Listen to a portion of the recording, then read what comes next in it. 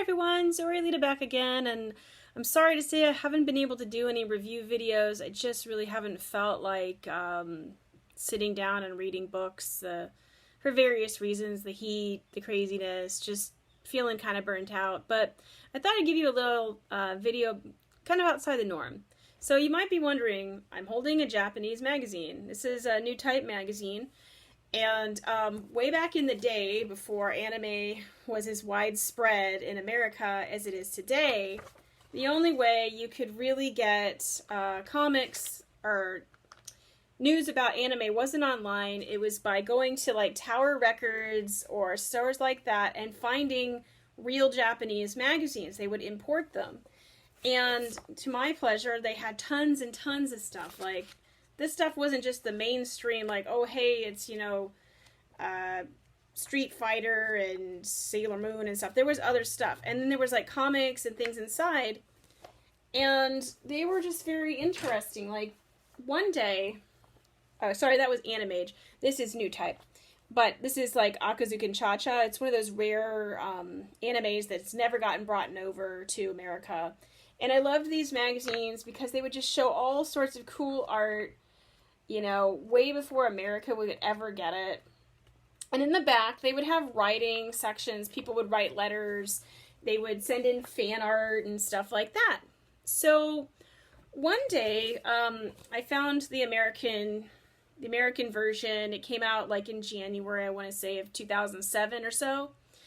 And I just decided, you know what, I'm going to submit some fan art. And I had like zero hope of getting anything published. I really didn't think that my stuff would wind up in here. But I did it anyway. And I didn't realize, I had a friend at the time, she actually worked at the magazine. And lo and behold, my art started to show up. Here is Digiko from DG Charade in my cartoony style. Then I got Magical Kanan.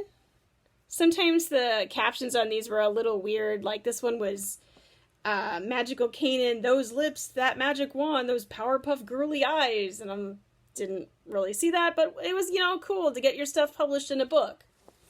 In a magazine that everyone could see at the time. And it happened about 5 times. And then Tokyo Mew Mew. This was on my website. You can still find it on DeviantArt. That's how old it is. I would so totally redraw all that hair. Oh my gosh, it's old. And then another one here with her in her maid costume. And that was pretty cool, considering my very first fan art published in a magazine was in America in like 1996 when I was too naive to know you didn't send original artwork in, so I never got it back, but it was kind of cool, I do appreciate Aimi Tokutake, I think that's how you say her last name, getting me in there and sending me free copies. I felt a little bad. There was a misunderstanding on LiveJournal where what I meant to say was I felt a little bad that I couldn't buy the books on my own because at that time I didn't have a job. I had just gotten out of a wheelchair, and I guess they mistook that for thinking that I wasn't grateful for sending them sending me the books, and I felt really bad about that. I have not talked to her since, but, I really wasn't mad at her, but I just thought I'd dig up these old treasures because I would save up for weeks. I don't know if you can see that. It's $9.50 for a magazine. So I would save up for a couple months and buy these magazines and then just love the art.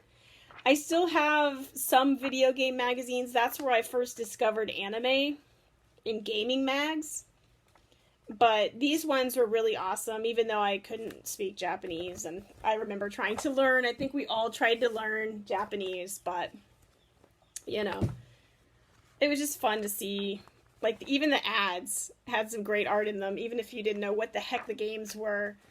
But, if you're looking for a nostalgia burst, New Type, Animage, Aniplex, Animerica, those were all the original anime. Those were all the original anime magazines in America, and it was pretty much the only way to find out what was coming out.